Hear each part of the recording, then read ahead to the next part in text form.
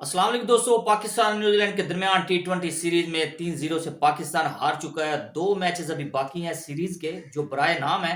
और पाकिस्तान के कप्तान शहनशाह अफरीदी ने प्रेस कॉन्फ्रेंस करते हुए इस हवाले से सवालात के क्या जवाब दिए हैं अभी आपको बताएंगे। और इंडिया और अफगानिस्तान के दरमियान टी20 सीरीज चल रही है और तीसरे मैच में क्या थ्रिलर परफॉर्मेंस दिखाई है अफगानिस्तान ने और जबरदस्त परफॉर्मेंस उनकी तरफ से, इसके हवाले से भी बात करेंगे। और लाहौर कलंदर के लिए आने वाले पीएसएल में एक बुरी खबर है, ये भी आपको बताएंगे। और बाबर आजम की टी20 रैंकिंग में तरक्की हुई है, तो ये भी आपसे बात करेंगे। और वीडियो को देखने से पहले मेरे चैनल को कर दे सब्सक्राइब, शुक्रिया जी। तो स्टार्ट करेंगे। कप्तान शहनशाह अफरीदी ने प्रेस कॉन्फ्रेंस करते हुए जब उनसे सवाल किया गया कि आपने तीनों मैचेस में टॉस जीती है और आपने न्यूजीलैंड को इन किया है बगैर किसी वजह के, आपने विकेट को भी देखा है, तो उन्होंने कहा कि मेरा और टीम मैनेजमेंट का ये फैसला है कि हमने सोचा हुआ था कि बस हमने टॉस अगर जीतते हैं तो बॉलिंग ही करेंगे और लकीली आप तीनों टॉसेस जीते हैं और आपने बॉलिंग की है, बजाय कि आप विकेट के बिहेव को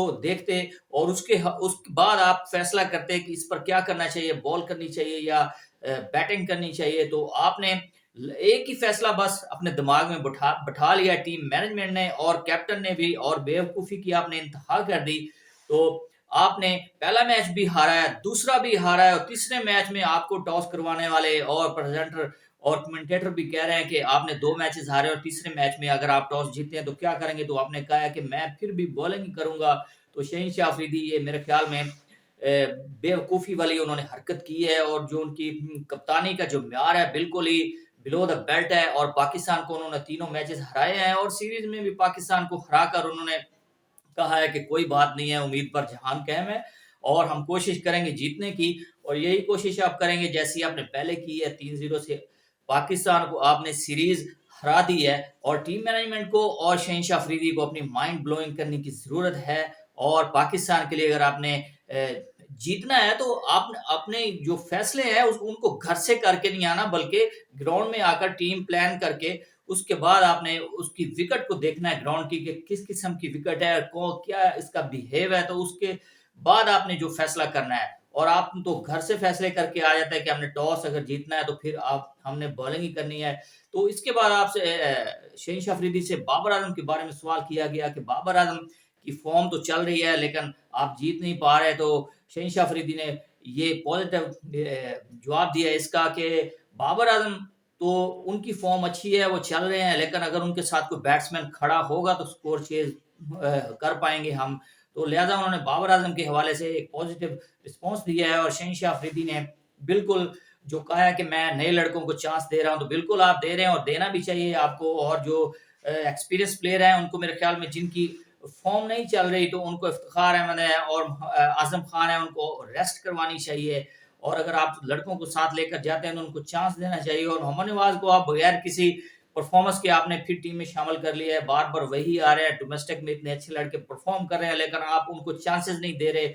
और पाकिस्तान की टीम में नई सिलेक्शन होनी चाहिए और आए दिन सिलेक्शन कमेटियां चेंज हो रही हैं, कोचेस चेंज हो रहे हैं और खिलाड़ियों की जो जेन है वो आपस में नहीं मिल पा रहे और ग्राउंड में और ऑन द फील्ड भी ये एक दूसरे से जेल नहीं हो पा रहे। तो पाकिस्तान की टीम में यही हाल रहेगा जी। तो इसके अलावा आपको बताएंगे कि इंडिया और अफगानिस्तान के दरमियान टी20 सीरीज चल रही है, तीसरा मैच हुआ, क्या जबरदस्त परफॉर्मेंस दी है और बहुत शानदार परफॉर्मेंस अफगानिस्तान की तरफ से। और इंडिया ने पहले खेलते हुए बैटिंग करते हुए 212 रन का ह्यूज टारगेट दिया है और अफगानिस्तान इंडिया की तरफ से उनके अर्ली ऑन 4 विकेट्स गिरने के बावजूद रोहित शर्मा की हीरोइक इनिंग्स, उन्होंने बहुत जबरदस्त किस्म की बैटिंग की और शानदार बैट्समैन है वो, अच्छे बैट्समैन है, उन्होंने 121 की इनिंग्स खेली और रिंकू सिंह ने 69 की इनिंग्स खेली है और 4 छक्के लगाए उन्होंने, बहुत जबरदस्त, वो भी एग्रेसिव बैट्समैन है। और 212 रन का टारगेट दिया है अफगानिस्तान को और अफगानिस्तान ने बाद में आकर जो चेज किया है, इंडियन को परेशान कर दिया। इंडियन अवाम जो ग्राउंड में बैठी हुई थी,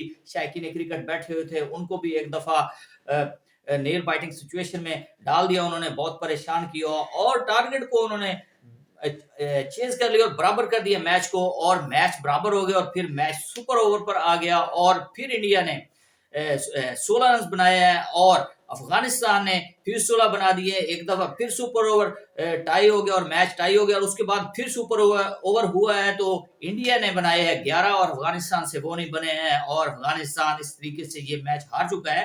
कहने का मतलब ये है कि अगर पाकिस्तान और अफगानिस्तान का कंपैरिजन किया जाए तो अफगानिस्तान की टीम बहुत ही ऊपर नजर आ रही है मुझे।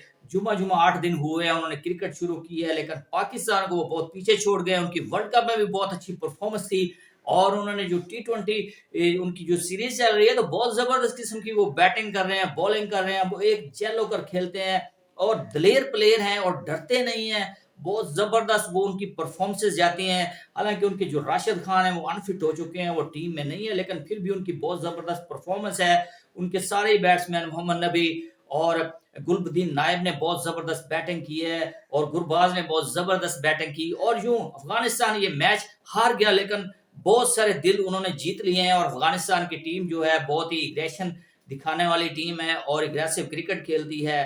तो इसके अलावा आपको बताएंगे कि T20 रैंकिंग में बाबर आजम की तरक्की हुई है, और लगातार 350 बनाने के बाद उनकी एक दर्जे तरक्की होने के बाद वो चौथे नंबर पर आ चुके हैं रैंकिंग में। और मेरे ख्याल में बाबर आजम जिस कैलिबर के बैट्समैन है तो वो उनको रैंकिंग मैटर नहीं करती, उनको अपनी परफॉर्मेंस पर तवज्जो देनी चाहिए और पाकिस्तान के लिए बड़ी से बड़ी इनिंग्स खेलनी चाहिए और लगातार खेलते जाना चाहिए, और पाकिस्तान को अपना जो जीतने वाला ट्रैक है उस पर लाकर खड़ा करना चाहिए। और पाकिस्तान की टीम जो आजकल आउट ऑफ फॉर्म जा रही है और शिकस्त पे दर पे पाकिस्तान को मिल रही है, तो उससे जान छुड़वानी चाहिए। बाबर आजम एक नाम है दुनिया क्रिकेट में, और बाबर आजम वेल डन। बाबर आजम उन्होंने 350 की है इस सीरीज में, लेकिन पाकिस्तान की पूरी टीम जो है वो एक कमजोर नजर आ रही है न्यूजीलैंड के आगे।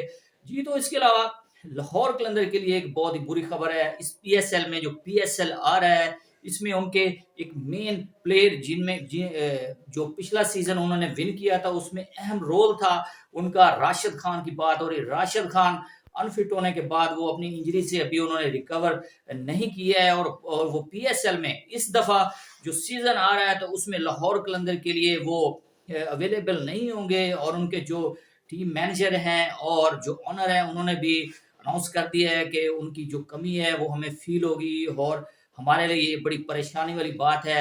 और राशिद खान के बगैर जो PSL जाएगा तो बहुत ही हमारे लिए शॉकिंग न्यूज है ये। तो राशिद खान के लिए उन्होंने दुआ की है कि अल्लाह उनको जल्द सेहत याबी दे और वो रिकवर करें और PSL में लाहौर कलंदर को वो रिप्रेजेंट कर सकें, और अच्छी परफॉर्मेंस के साथ दोबारा वो लाहौर कलंदर को ट्रॉफी जितवाने में कामयाब हो सकते हैं।